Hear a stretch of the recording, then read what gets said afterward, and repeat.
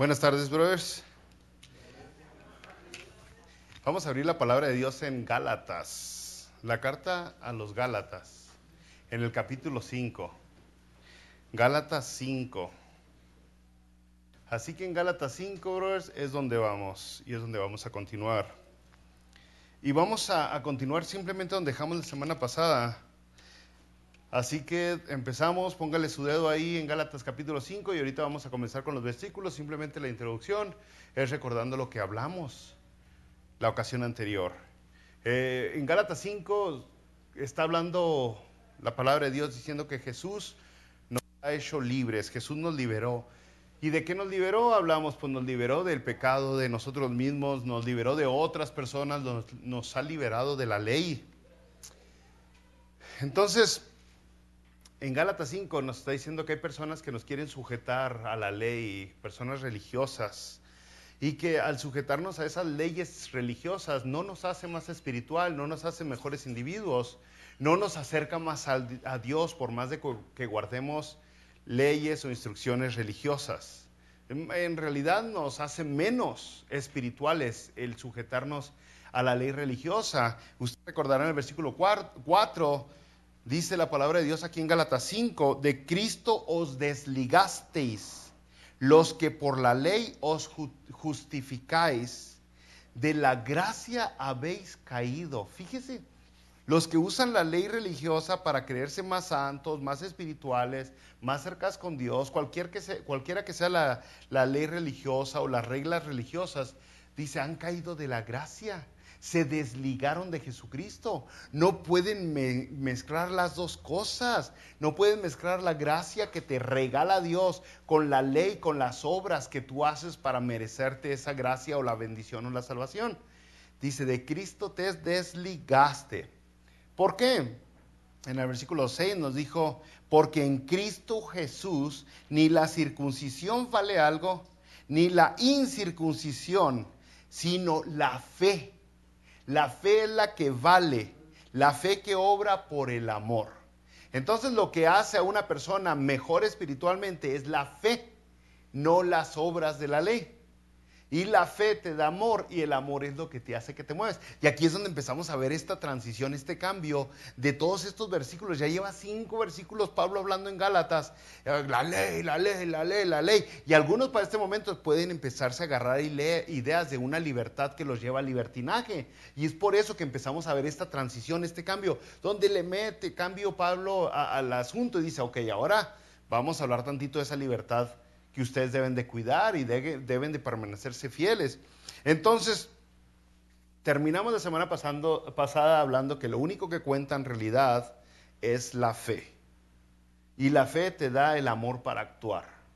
Pero haces las cosas, las obras que para algunos parecerían religiosas, como ser bondadoso, ser generoso, ser paciente, ser amable, ser gentil, ser perdonador. Todo eso lo haces no para ganarte la gracia, sino porque ya estás lleno de gracia.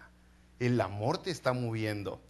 Así que empezamos con esta reflexión personal ahora sí en el versículo 7 de Gálatas 5. Y en el versículo 7 de Gálatas 5 dice, vosotros corrías bien. ¿Quién os estorbó para no obedecer a la verdad? Esta persuasión no procede de aquel que os llama. Entonces hace como que una pauta Pablo y luego se voltea, deja de verlos a ellos, a estos que están siendo manipulados, y se voltea a ver tantito al manipulador y dice, ¿quién les estorbó? O sea, empieza a enfocarse en esa persona. ¿Quién los hizo esclavos de la ley?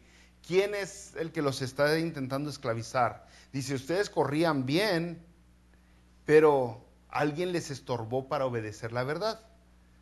Y entonces, pues esto es algo que siempre en las iglesias nos mantenemos medio alertas, porque luego dice Pablo, en el versículo 9, un poco de levadura leuda toda la masa. Un poco de mala enseñanza echa a perder todo. Una pequeña mala doctrina que tengas te puede arruinar el resto de las doctrinas.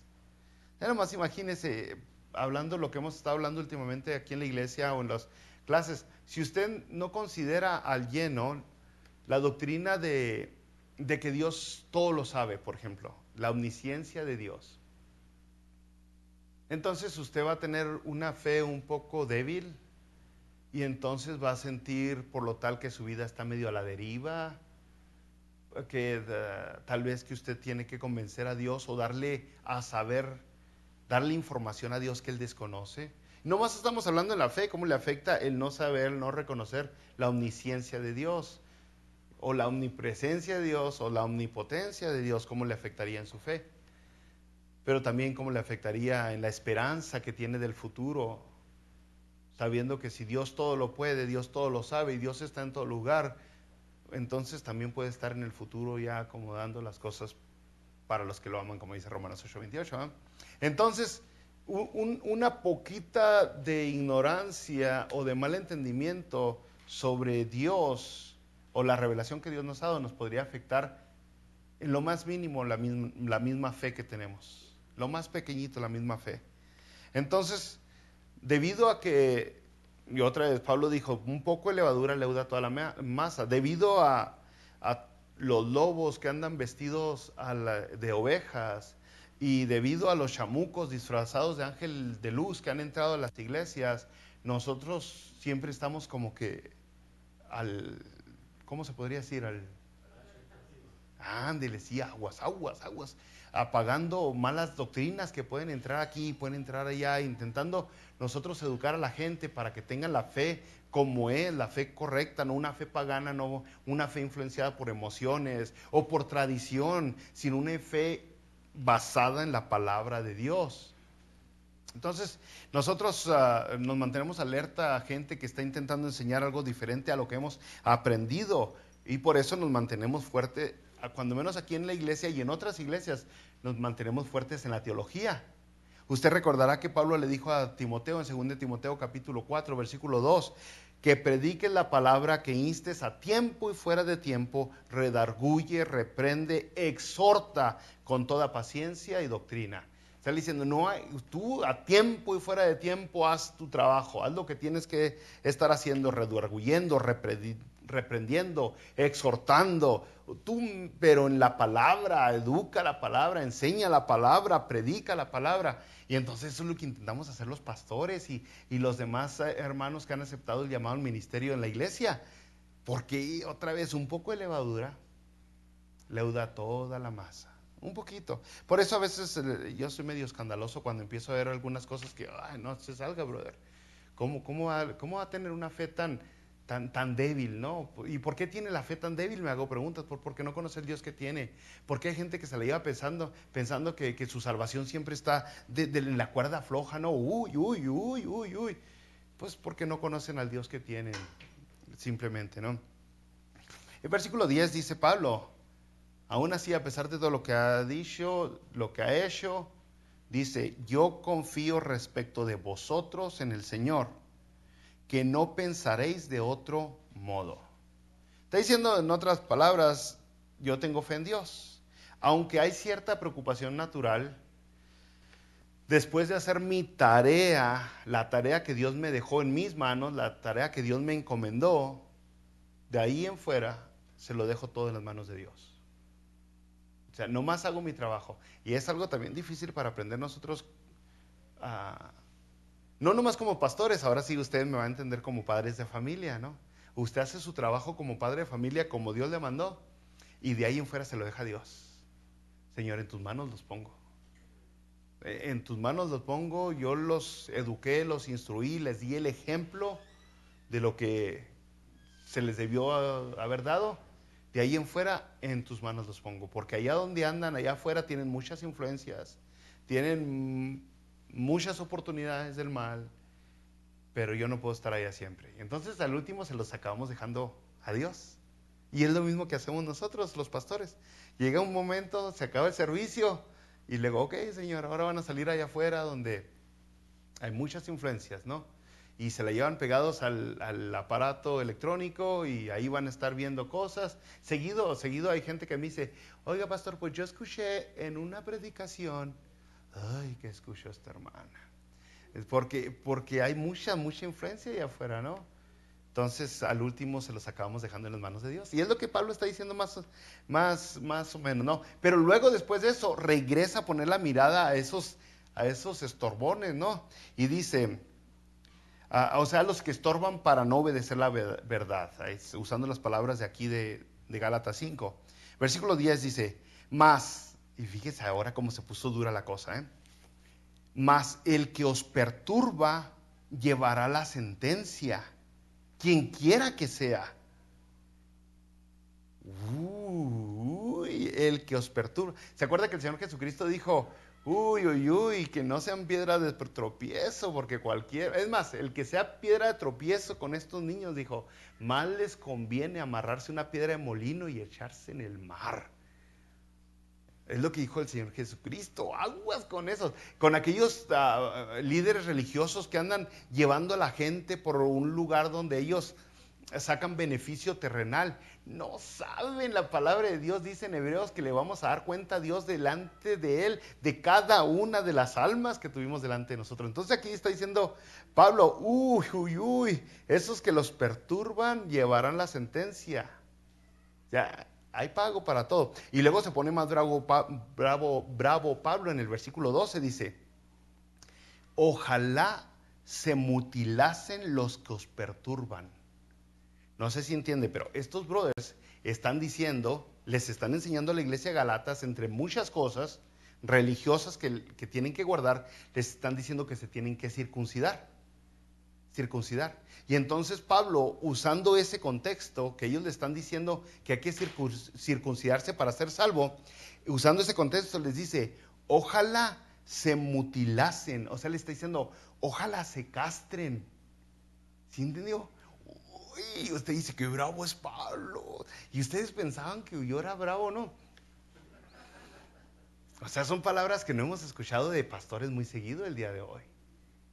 Pero fíjese qué tan importante es mantener alejado a estas personas que traen malas ideas, filtrar a la gente, poner un alto, ver la urgencia que hay, poder levantar banderas rojas y decir, aquí hay peligro, este brother anda enseñando cosas raronas. Es muy importante hacer eso, brother.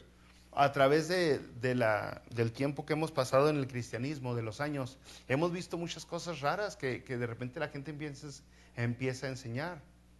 O sea, se ha transformado muchas iglesias que una vez fueron sanas, con el pasar del tiempo se echaron a perder. Y le puedo decir con cosas livianitas. En la iglesia donde yo pasé muchos años de asambleas de Dios, de repente dijeron que teníamos que hablar en lenguas, ¿no? O sea, de repente, el que no habla en lenguas no tiene el Espíritu de Dios. No es de Dios. No es salvo el que no hable en lenguas.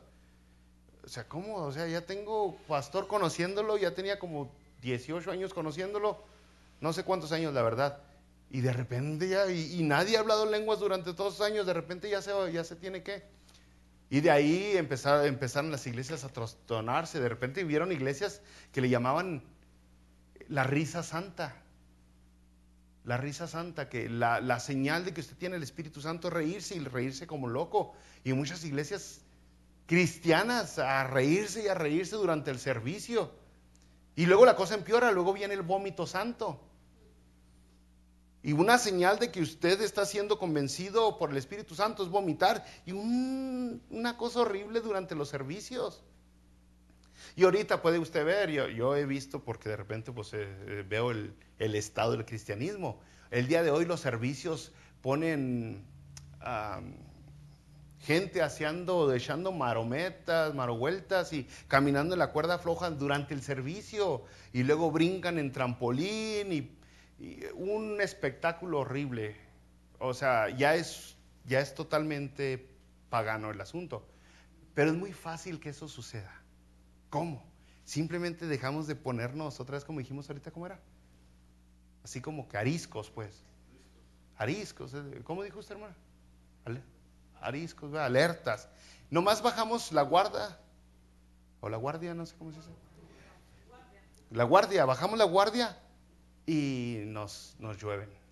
Por eso Efesios 6 dice que debemos de mantenernos truchas, alertos. Nos da todo un sistema, toda una armadura para mantenernos siempre listos. Porque si no, o sea, esta misma iglesia puede caer en cualquier este tipo de cosas. Orar, escudriñar la Biblia, predicar, redarguir, exhortar, que no nos dé miedo, que no nos avergüence, que no nos acobardemos. Uy, este bro está muy grandote, uy, este bro es muy popular. Uy, si le regaño a este bro, si el destructor se va a enojar y diezma muy bien. Uy, se va a enojar y se va a ir y es el que canta aquí o es el que tiene a 10 familiares aquí, se va. O sea, todo ese tipo de cosas intimida a los pastores y por eso mejor se quedan calladitos. No, otra vez Efesios dice que debemos de tenerle miedo a Dios, no a los hombres. Entonces, el caso es de que aún Jesucristo lo puso bravo, aún Jesucristo lo puso bravo. En Mateo 5 el Señor Jesucristo dijo, si tu miembro tal te es ocasión de caer, córtalo. Así dijo Jesucristo. ¿Te conviene entrar al reino de Dios faltándote un miembro de tu cuerpo que al infierno completito? O sea, la cosa es seria, ¿no? Ahora hablando como iglesia, si hay un miembro de la iglesia que es el que está fallando, tenemos que agarrar valor y cortarlo. Así de sincero. O sea, si tu confianza de la salvación está en la circuncisión, si tu confianza de la salvación está en que te peinas diferente o que traes garra en la cabeza o que no comes eso o que no bebes aquello, pues entonces ya no pusiste las esperanzas en Jesucristo, las estás poniendo las esperanzas en ti mismo y por lo tal te desligaste de Jesucristo. Y si permites que las demás personas agarren la misma onda, la misma idea, pues todos van a acabar con una esperanza, con una seguridad falsa. Versículo 11, Gálatas 5:11. Y yo, hermanos, si aún predico la circuncisión, ¿por qué padezco persecución todavía? En tal caso se ha quitado el tropiezo de la cruz. Mire, gran parte de la persecución que sufrió Pablo fue por predicar en contra del legalismo, fue por predicar en contra del judaísmo. O sea, los mismos judíos fueron quienes persiguieron a los cristianos, les dieron lata a los cristianos. Llega un momento en la historia en la historia inicial del cristianismo, donde los judíos acusan a los cristianos contra Roma de diferentes crímenes. Entre ellos que eran caníbales y entre ese otro que se tenían relaciones con sus hermanos. Simplemente agarran las palabras de la cena del Señor o del compañerismo y las trastornaron, pero simplemente intentando eliminar la amenaza cristiana que había salido para los judíos. Entonces es lo que está diciendo el judío. Pablo, si yo estoy predicando también lo que los demás judíos, ¿por qué los demás judíos me están persiguiendo? Es porque no estoy predicando lo que los demás judíos. Muy bien, hermanos, el asunto es de que llega al punto donde Pablo nos está hablando de la libertad y ahora nos empieza a decir, pero hay libertad sin poner pretextos, excusas. Recordando, el versículo 1 de Gálatas 5 comenzó, estad pues firmes en la libertad con que Cristo nos hizo libres.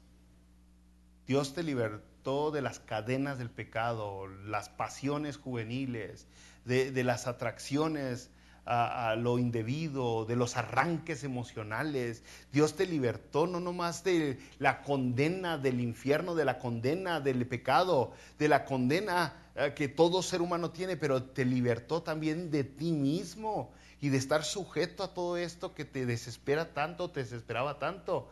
Dios te libertó de estar sujeto a religiones, a religiosos. Y dice, entonces, quédate firme en eso. Versículo 13, porque vosotros, hermanos, a libertad fuisteis llamados,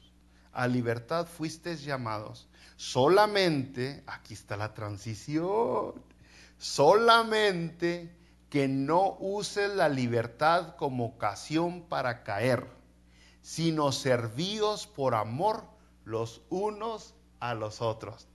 Oh, tanta libertad que habría predicado Pablo, y ya estaba pensando que podía ir a meterme marihuana, cocaína, metanfetamina y 2, 3 mujeres a la casa. No, esa libertad, dice, no es de ese tipo. No es de ese tipo. Porque tal vez alguien dirá, después de haber escuchado todos estos 5 capítulos que llevamos de Gálatas, bueno, pues entonces puedo hacer lo que se me da la gana. Entonces, alguien podría decir, hay gente que no conoce la doctrina que tenemos nosotros, por ejemplo, de la seguridad de la salvación y otras doctrinas, y nos acusan diciendo, pues o sea, ellos si se van a tomar, o siguen siendo cristianos.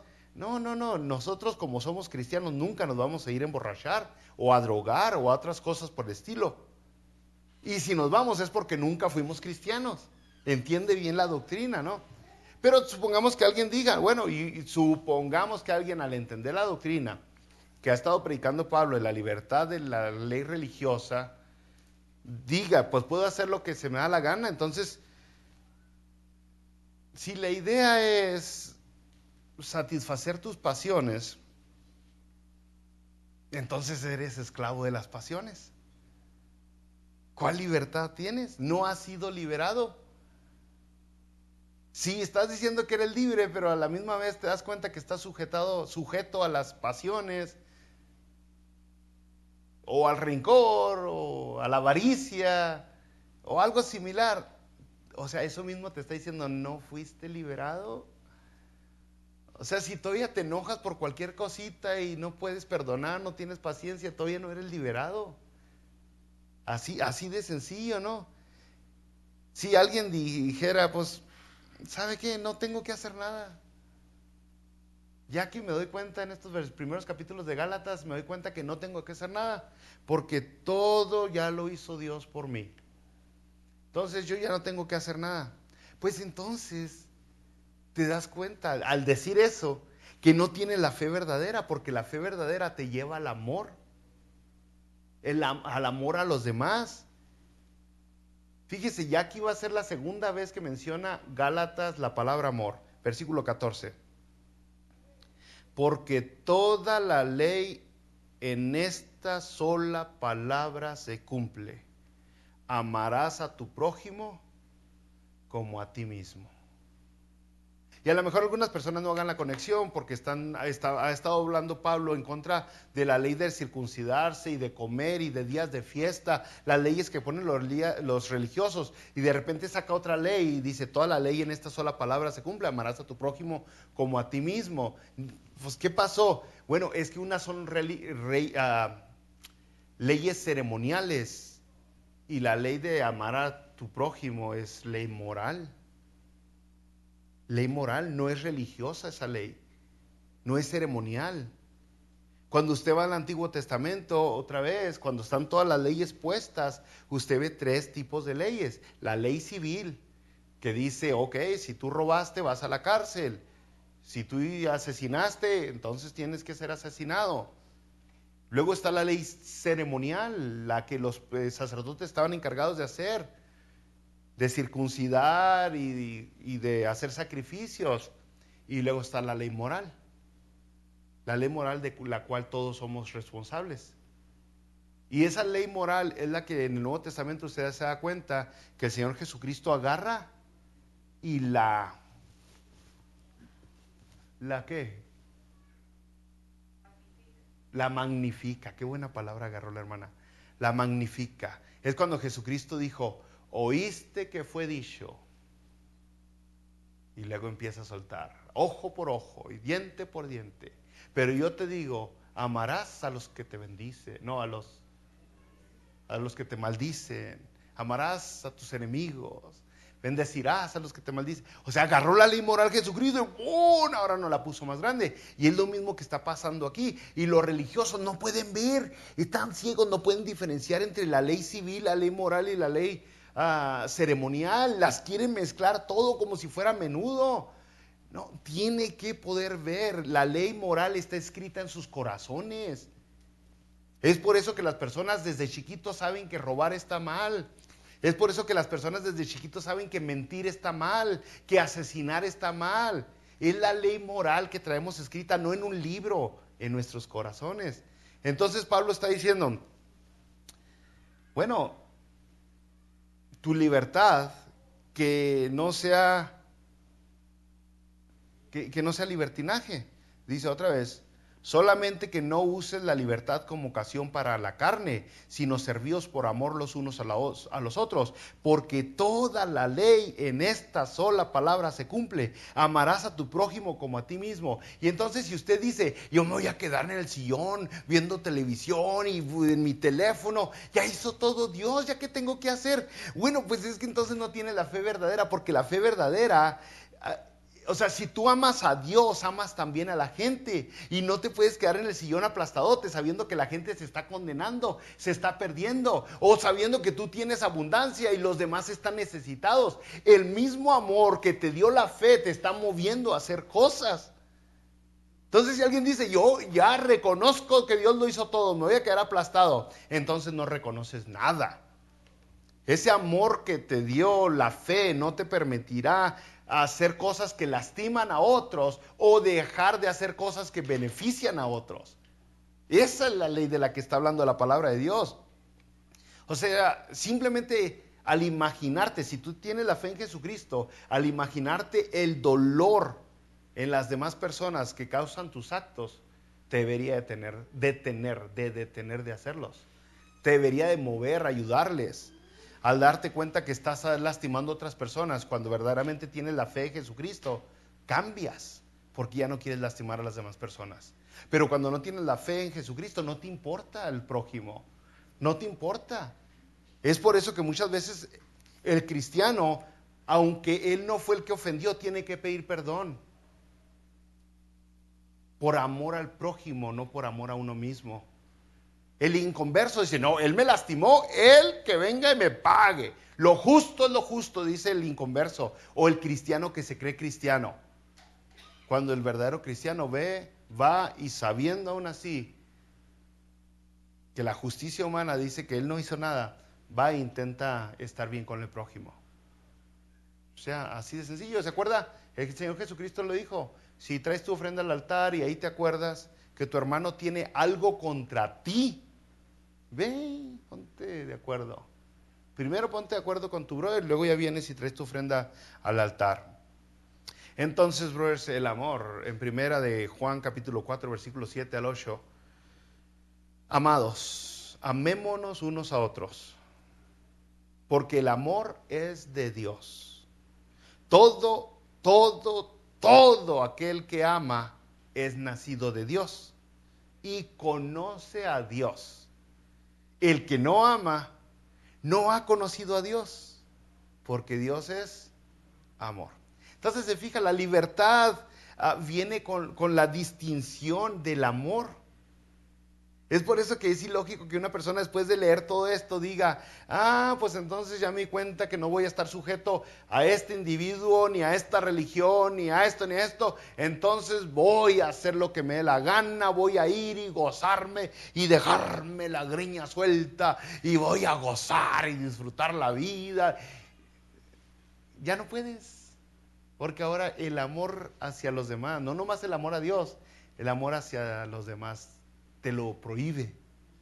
Ya no hayas gozo en eso y ahora encuentras gozo derramándote por las demás personas, entregándote por la gente, o sea, gastando tu dinero en ayudar a otros, desvelándote, sacando unas ojerotas por ayudar a otras personas. Eso te da placer porque sabes que estás viviendo tu vida como Dios la diseñó que vivieras.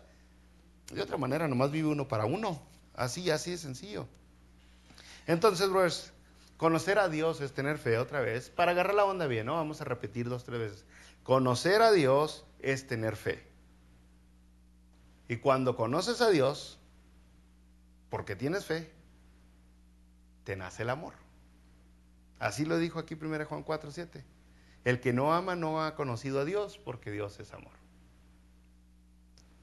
Entonces la exigencia bíblica, brothers, de una nueva persona, usted siempre se va a dar cuenta que es el amor. Usted puede leer la palabra de Dios y siempre se va a dar cuenta que lo que Dios exige, lo que Dios pide, como Dios identifica a una persona nacida de nuevo, es una persona que tiene amor. Así de sencillo. Allá en Juan 21 ustedes recordarán que Jesucristo le preguntó a Pedro, ¿cuántas veces me amas? 3 veces. Si me amas puedes hacer lo que te pido, si tienes amor. Si no hay amor, entonces no puedes hacer nada, Pedro. No puedes hacer nada. Pero como me amas, puedes entonces apacentar mis ovejas. Como me amas. En 1 Corintios capítulo 12 empieza a hablar sobre los dones espirituales. Al final de 1 Corintios 12, ya en el versículo 31, Pablo les dice, a pesar de que hablé de todos estos dones, don de la ciencia, don de hospitalidad, don de discernimiento, don de administración, don de profecía, don de lengua, a pesar de que hablé de todas estas lenguas, todos estos dones, dice Pablo, yo les muestro un camino aún más excelente. Más excelente que tener el don de profecía. Más excelente que tener el don de la sabiduría, de ciencia, de administración. Más excelente que tener el don de hospitalidad. Sí. 1 Corintios 12:31. Yo les muestro un camino más excelente. Y empieza el capítulo 13. Si yo hablase lenguas humanas y angélicas, versículo 1, y no tengo amor, nada soy. Nada soy. Entonces lo podríamos convertir a otra manera. Si soy un religioso reconocido con un conocimiento excelente de la palabra de Dios y me he visto muy bien y tengo una voz que convence a las personas, pero no tengo amor, nada soy. Vengo a ser como metal que retiñe. No más hago ruido. No más hago ruido. Pero el amor, entonces nos damos cuenta. Entonces fíjese, está hablando de la libertad y acabamos hablando del amor. Versículo 15, bros. Espérame que ya no veo. Versículo 15, aquí en Gálatas 5. Pero si os mordéis y os coméis unos a otros, mirad que también no os consumáis unos a otros. Otra vez, Pablo, estabas muy bien. Entonces está hablando aquí de que si en vez de amor traes malos pensamientos, pues cuidado que no te mates o que no mates a alguien. Si en lugar de amor lo que traes es quejas y pleitos y rencor y críticas y ataque y eso no me gusta y eso no cae, esto cae, hay que hacer esto y hay que hacer aquello, mejor esto, dice, pues cuídate. O sea, ya como que Pablo, si usted lo ve bien, fue sarcástico. ¿Se fija que hay mucho sarcasmo en la Biblia? Sí, o sea, fue sarcástico. Así es. Es como cuando una persona se cae y luego le dicen, ¿qué? ¿Te encontraste algo? Ese es sarcasmo. Y es lo mismo que está diciendo Pablo. Okay, si quieren pelearse, si no quieren tener amor, nomás no se maten. Nomás no se maten. Es sarcasmo, ¿por qué? Porque eventualmente nos acabamos matando. Sin amor nos acabamos destruyendo. Nos hacemos garras. Entonces, hermanos, ahora de aquí del 16 al 25 va a empezar Pablo a cerrar el capítulo 5 de una manera majestuosa. Porque nosotros muchas veces no agarramos la onda. Y queremos que nos describan. Hay iglesias. Hace mucho tiempo yo vi una iglesia que entrando tiene listas de lo que no tiene que hacer. O sea, y empiezan con cosas así de no mentir, no engañar, no, todo lo que no tiene que hacer, ¿no? Hasta no traiga chicle en la iglesia, no mete con soda y cosas así. Y luego tenían otras listotas de lo que sí tiene que hacer. Ore, lee la Biblia, diezme, sea amable, unas listotas grandotas. Y nosotros decimos, ay, eso está mal. No sé cuántas veces me han dado ganas de hacer algo así a mí. Porque a veces la gente no entendemos. No entendemos que el rencor que traemos o esto o aquello está mal. Entonces Pablo empieza a dar unas listas. De aquí del capítulo 16 hasta que se acabe en el versículo 25. Y la primera lista que vamos a ver la semana que viene porque no hay tiempo, le llama las obras de la carne. Las obras de la carne.